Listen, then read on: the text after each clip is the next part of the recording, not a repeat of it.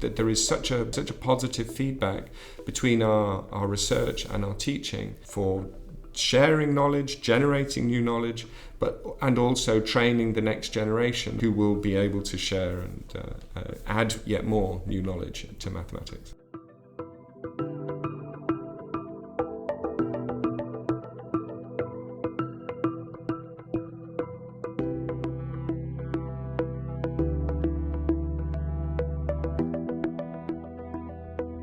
Welcome to Voices of Mathematics, the podcast from the Mathematics faculty at the University of Cambridge.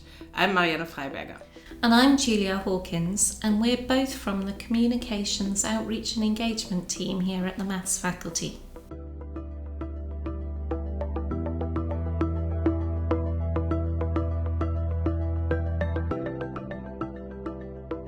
So the person you just heard was Colm-cille Caulfield, the outgoing head of the Department of Applied Mathematics and Theoretical Physics, which is known as DAMTP. And Colm was talking about the twin aims of the Maths faculty to deliver world-class teaching and world-class research. So Marianne, the reason you went to talk to Colm over the summer is because he's now handing over to a new head of department, Nick Dorey. But with 5.5 years of experience as head of department, we wanted to find out from Colm what it's like being in that role, and also what makes DAMTP one of the leading maths departments in the world. And we also wanted to know what it was like leading DAMTP through unprecedented international crisis with the COVID-19 pandemic, which struck just a few months after he took up that role. Yeah, that's right. And I think we both remember Colm's emails from the time, keeping everyone up to date and offering support to people to work from home and things like that. But as Colm told me, the faculty's COVID response, it wasn't just about that. It was also quite ingenious, and it made optimal use of a house full of mathematicians. I visited Colm in his office here at the Center for Mathematical Sciences earlier in the summer to talk about that and also to learn more about DAMTP's exciting developments and growth since. And I started out by asking Colm what the role of a head of department entails.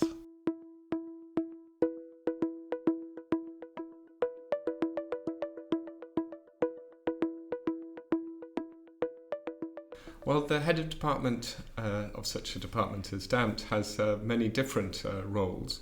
I think the word that immediately occurs to me is responsibility. The head of department is responsible for ensuring the good running of the department, that it succeeds in its joint missions of doing research of the highest international quality and also providing teaching of the highest international quality to our students. And so that involves leadership of academic colleagues, also the professional support staff that provide the support for these two key objectives of research and teaching. And also it has a role, so I've said the responsibility, we have to make sure that the finances are in order, that the working environment is safe, that the provision of all the various teaching and research activity and examinations is done properly. But also, so there's responsibility, there is the leadership of being the person who decides or who makes decisions about how to allocate resources to these various activities. And there's also, I think, a strategic piece of looking at towards the future about how to improve the provision of research and teaching given by the department. So that strategic looking to the future part means that you have to engage with all your colleagues in the department, the academic staff, choosing to recruit them, but also decide how to run the professional support administration associated with these key activities. And then there is another role to be a little bit of the figurehead for the department, to do interviews like this, to engage with stakeholders, with alumni, with possible industrial collaborators, with possible donors, just to gain the resources that ensure that the department can continue to flourish and thrive. So that's a lot of responsibilities. It's a lot of responsibilities. A lot of things to do. But to make your life just that little bit harder, not long after you started as head of department, the pandemic struck, and you guided the department safely through that. Can you give us a sense of what that was like? Well, I think for everybody, the COVID pandemic was a very strange time. As you said, I actually became head of department in January, and of course the lockdowns happened in March. But there was several aspects at the very beginning that's really quite interesting. We're very fortunate in this department to have Professor Julia Gogg, who really is a world authority on the mathematical modelling of infectious diseases, and she was very much involved with the British government's response to the committee SAGE and SPI-M, the modelling subgroup. And so as this strange disease was being heard of from China, I talked to her and had some correspondence with her about what was happening. So even from February time, we were really concerned. Of course, we didn't know how bad it was going to get, but we were very concerned about it. And the particular timing, right at the very beginning, it actually coincided right with the end of term. And so actually I was very keen to get people to be able to work at home. And so the weekend before the university told us to go to work at home, I asked all the staff to get their computers and such like to be able to work at home, because we really saw how bad the crisis, we had an idea that the work at home pattern was going to be inevitable. And then I have a very clear memory too of walking around the site after it had been closed down, the Centre for Mathematical Sciences, where mathematics, the two maths departments are based, and I have a skeleton key, and going around, into these deserted offices, closing windows and so on as the place was being closed down. So that's my memory of the very beginning. But then, this was, as I say, March time, so there was still some Easter term teaching that had to be done, and we really had to improvise that. We didn't necessarily have iPads and other digital tools. One person improvised a whiteboard and videoed with their phone, and we just tried to then keep the show on the road. I mean, I have the overwhelming memory of people across the piece really mucking together and working together to just get stuff, the essential stuff done, which really was to maintain our teaching in some way, to engage with the students, and also crucially to continue examinations, which was the really vital part. Really seeing how we could continue to have credible, reliable examinations for the students so that they could get degrees.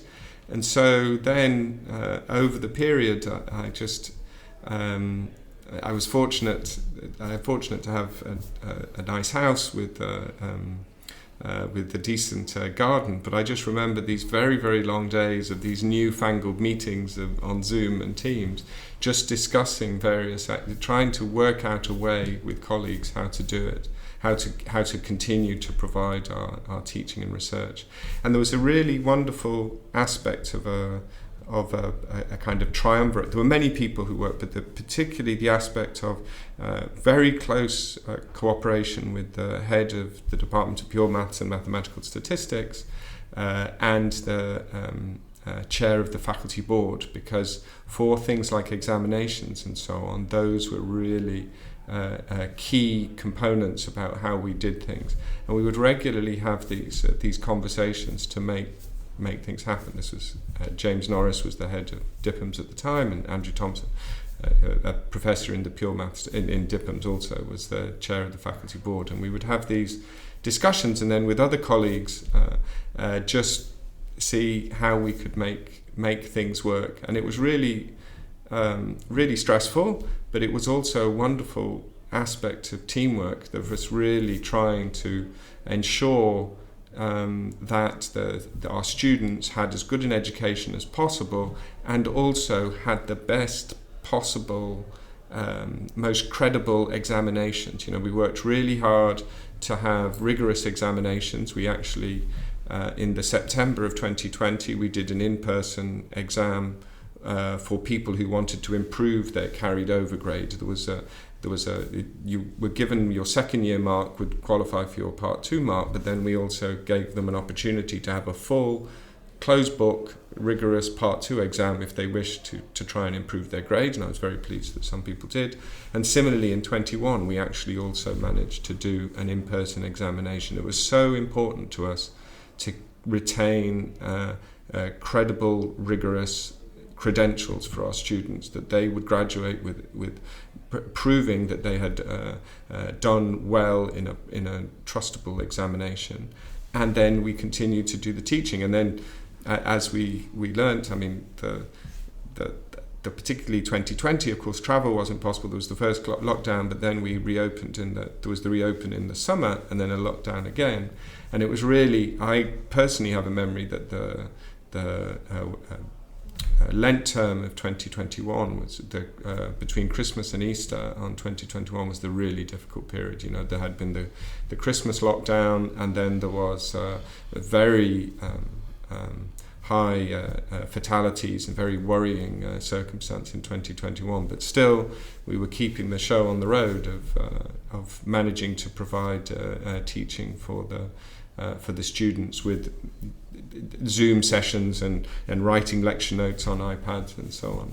And then when we kind of returned to the site, well, and some people indeed were doing lectures in the site to an empty lecture hall, because with the cameras and so on that we had installed in our lectures, and then adapting to coming back, and really I was so focused on ensuring, we were so focused on ensuring that the site would be a safe place to come back to as a place of work. So my colleague Stuart DL, who's the director of the GK Bachelor Laboratory, the Fluids Laboratory here, along with some postdocs, did smoke testing in all the different lecture halls to see the air flows and so on. And so we really went significant. We classically actually connecting with a kind of damped attitude. We got to the heart of things, with the bottom of things. We understood the airflow in the building to really identify for ourselves a trustable level of ventilation rates and risk for people when they returned. So I was really also really so happy that when we came back, we were really able to say this is a safe site. We have, and this is a safe place to work, because it's so important for mathematics that there is interaction, and the in-person aspect clearly is extremely important for our education piece and also for our research piece. And so that was a very important kind of end to the exercise. But it was really difficult. I mean, certainly our circumstances are nothing compared to the key workers in healthcare or so on. But it was actually also inspirational, the way people really worked together to really try and help our students have the best possible education during that enormously disruptive time. And we do actually have a podcast with Professor Julia Gog, who you mentioned, who's played such an important role in the COVID response. So we'll put a link to that in the show notes. Now, next question, a bit more difficult perhaps, or maybe it's linked. What is your proudest achievement? What did you most enjoy as in being a head of department? Oh, well, I think I can answer the piece that I most enjoyed was actually working with Cambridge University Development and Alumni Relations, CUDAL, because the funding landscape is changing for universities all over the world, and particularly in the UK. And we in DAMT and in the faculty are really motivated to continue to do research and teaching of the highest international quality. And so we funding streams have to become more diverse, and so actually going out, talking to alumni, talking to foundations, talking to companies about the great education and research we do here, and also asking for the support that we need to continue to do it, particularly actually in various aspects of student support, to do with funding PhD students and also our summer internship program. So that is certainly the thing I've most enjoyed, going out and talking to people about what a wonderful environment DAMT is as a place to work, to learn and to discover. And please give us some more resources so that we can continue to get more people in to come and work on mathematics. So that's certainly the thing I've enjoyed the most, I think.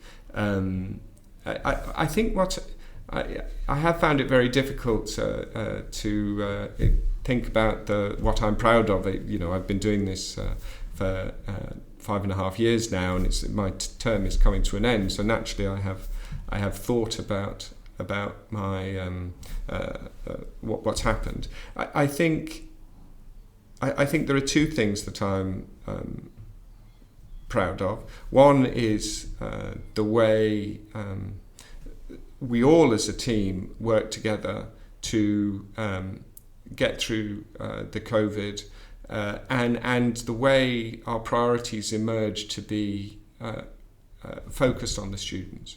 I really think that was it wasn't a sort of conscious decision or to say this is the most important. There certainly wasn't a stick in any sense or a carrot. It was just like, this is the right thing to do. We have to do our very best to continue to lecture the same topics, to continue to provide the same version of assessment, to engage with all those things. And how do we do it? And how do we mobilize people to achieve that? And of course, you had to be sensitive to some people, really, particularly those who had caring responsibilities, just really had to focus on those caring responsibilities. But then colleagues completely uncomplainingly stepped up who didn't have a lot of caring responsibilities and just kept the show on the road.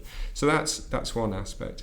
Another aspect is actually that we have launched several new initiatives, several in the education space associated with the new master's programs, interdisciplinary master's programs jointly with physics, with astronomy, with earth sciences, and we've relaunched one with genetics.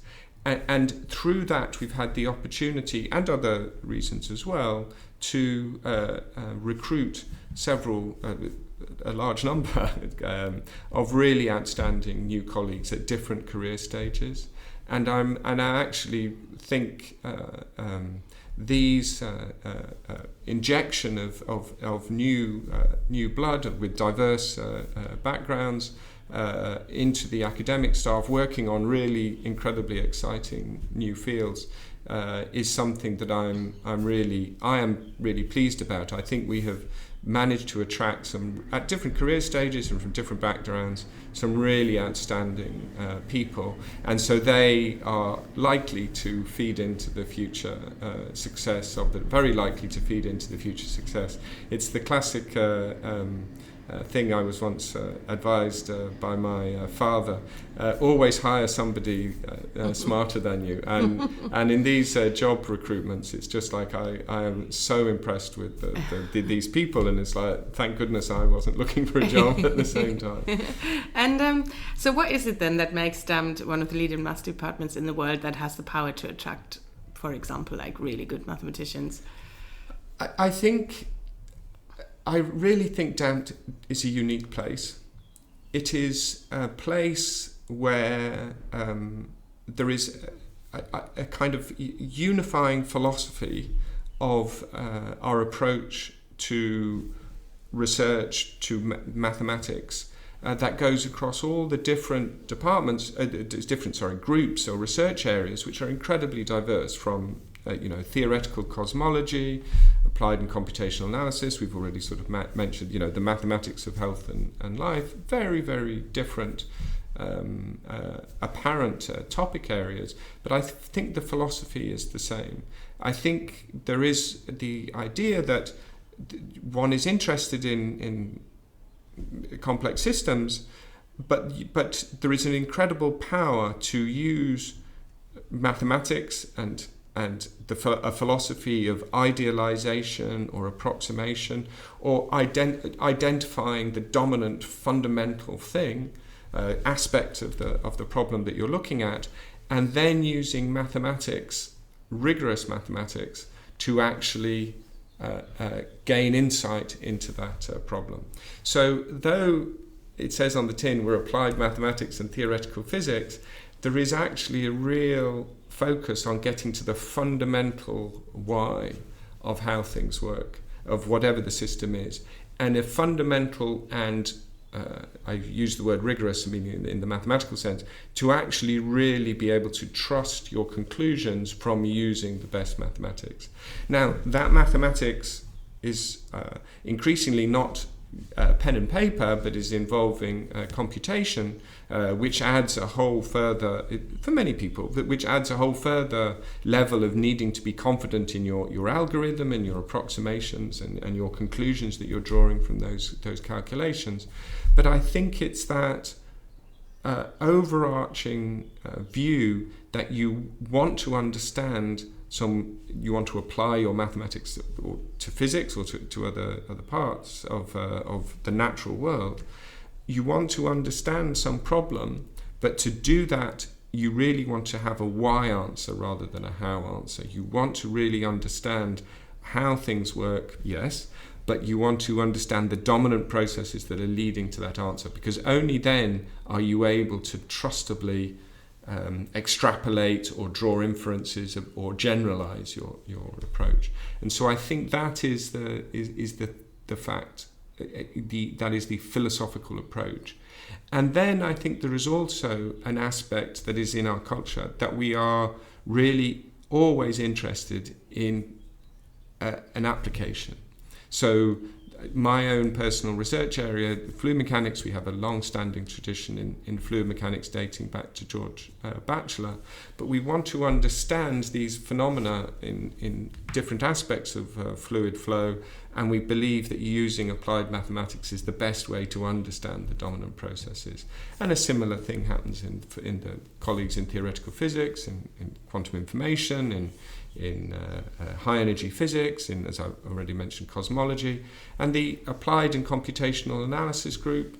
The grouping, they are most definitely developing new algorithms that you can rigorously trust, but they're often there's an application in health, in life, I have a book here, The Art of In Painting, cultural heritage, using high, sophisticated mathematical imaging modelling to then improve the way that you restore art. That's a beautiful example of the kind of philosophical approach we have.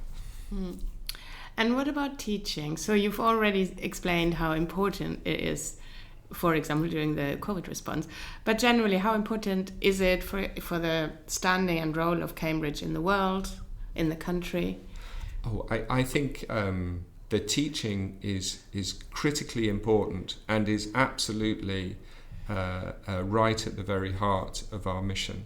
I've mentioned how proud I am of the various people we've managed to recruit, but always when I have been talking to them, I've really stressed how critically important teaching is. I really don't see I don't see any conflict or tension between being committed to doing research of the highest international quality and also teaching and learning, which is it's of the highest international quality. That is the university's mission statement. It mentions research, it mentions learning, and it mentions teaching. And I really think the point about learning is critical, because it is incredibly enriching to the academic through the process of teaching, they themselves learn. It is a truism that if you want to understand a topic properly, teach it. And I've certainly experienced that myself. And I think we are enormously committed to ensuring that our teaching from the very first year courses through our master's level courses in part 3 and these other MPhils is of the highest international quality. And I really believe that it is symbiotic and indeed has a very positive feedback with our research activity. It has a positive feedback because of the fact that the professor themselves learns and that they are really engaged with the process of understanding deeply their subject. But there's also the fantastic aspect that we are in such a fortunate position to attract incredible young people to come and study here. The quality of the people sitting in the lectures when you're teaching in the mathematical tripos is fantastic, and so they all want to learn. They're all deeply engaged in your topic, and it's a real opportunity. So sometimes it is slightly intimidating to think you have these people sitting out in front of you. Literally. I can say, there will be a future Fields medalist, quite possibly in the audience out there. But it is also a great opportunity to share with other but younger people about your enthusiasm and your love for mathematics. And then there's also the piece that it is, as we get further along, the master's level programs like Part 3 and so on are great recruiting grounds for the next generation of researchers. We're also very fortunate to attract incredible PhD students and postdocs to this working environment, to this department. And I really believe that teaching is a key part of that. And there is such I've said it before and I'll say it again, such a positive feedback between our research and our teaching as for sharing knowledge, generating new knowledge, and also training the next generation of colleague and collaborator who will be able to share and add yet more new knowledge to mathematics. Mm. And I've interviewed quite a lot of mathematicians at DAMT and DIPMs over the years, and one thing they all say is that the students are amazing. Yes. So, yeah, they all agree on that. What would your advice be to the next head of department, and other things that you wish you had known when you started? Well, I think what I'm advising to my successor is to delegate, but also to engage fully with colleagues, but the academic staff and also the professional and support staff, to listen to as many people as possible. There is, like I said at the very beginning, there's a lot of responsibility, and there are a lot of quote-unquote things you have to do. And so one of the things that I wish I had been able to do more was actually just go out and talk to people and take soundings. There is an aspect of you have to deal with many things that have deadlines or that emerge at short notice, and so there can be a tendency to just think I've got to do all this.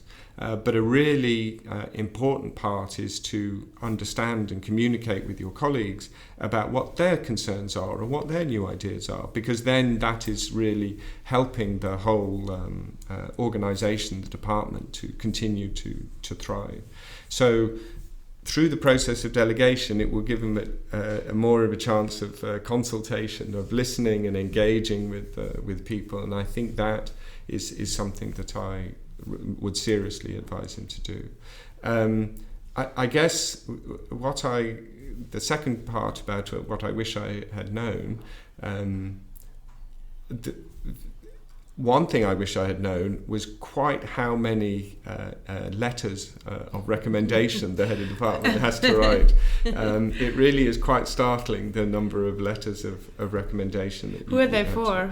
For all various people, so many different research grants. They can be for students, they can be for postdocs, they can be for colleagues, they can be people who are applying to come here. They can often be just the promotion cases, pay cases for various people. There always seems to be some mechanism I have to, some reason I have to write a letter to say something about one of my brilliant colleagues. So I think that was something. But I think I think the other thing is I suppose it is connected with my point to say about to my successor to talk to people and to listen to people. I didn't really realise how potentially, well, it sounds quite dramatic, potentially lonely it is in the sense that I said the very first word of responsibility. A lot of the standard structure of the university is predicated on the head of institution, the head of department doing something, being responsible for this, signing that off, etc. And actually, what I learnt over time, though I had been advised by somebody before about this, is that it was really important to sort of build structures of other people, to have we reintroduced having deputy heads who I've really relied on to collaborate, to deal with the sort of leadership things. We've introduced the idea of a director of applied maths and a director of theoretical physics, not for necessarily for a layer of management, but rather to be another wise head for me to talk about and to develop some consensus about what we are going to do, what a decision that will be made, rather than making it on my own. And also, I think the other aspect that I really would like to have known beforehand is how critically important the professional and support staff are. It's really, when you are I've been 20 years here, but 5.5 as head. And for the other periods, my engagement with professional and support staff will be things like handing in draft examination questions, dealing with the marks and so on, processing a travel claim, the sort of problem with my computer, very kind of reactive and like a customer. But actually, as head of department, you spend a very large amount of time working with and relying on on the professional and support staff at all levels. And they are so vitally important to the success of, yes, the core missions are research and teaching, but you can't do those things without having a well-run administration of them. And I really you really appreciate how crucially important that is, not just because of COVID, but how crucially important that is when you are responsible for things and you see where they are. And so it's been really that has been a positive aspect, and to appreciate the value of the other team members in the department and the faculty. Many of these sort of administrative functions are actually shared between the two sister departments, and that works very well. And I think that is something that I'd like to have appreciated before I started. Okay. Are you looking forward to quieter times? I definitely am. I have an app on my phone that is counting down the days. How many days are left? I think it's 107. Okay, all right. So a bit over 3 months. Yes, it'd be at the end of September. And I'm I'd be very fortunate to go on sabbatical at the end. I hope I'm actually further committing myself in public. I'm hoping to write a book, an academic book, during my sabbatical. Okay, we'll be knocking on your door to see where it is. Yes.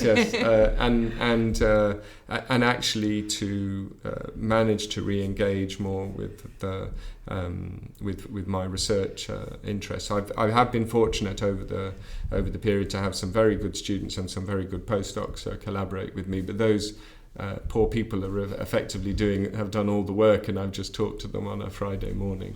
And I'd like to do a bit more of re-engage with the great puzzles of stratified flow, which is what I really love studying. Okay, thank you very much. So that was Marianne Freiberger talking to Colm-cille Caulfield, and that's it for this episode of Voices of Mathematics. We hope you enjoyed this insight into the work of DAMT and the Cambridge Mathematics faculty, and we look forward to learning more about the world-leading research here directly from the people involved in our next interview. If you enjoyed this new podcast, then please recommend us to a friend and rate or review us on the platform you get your podcasts from. It will really help other people find it. Thanks for listening, and bye-bye. Bye-bye.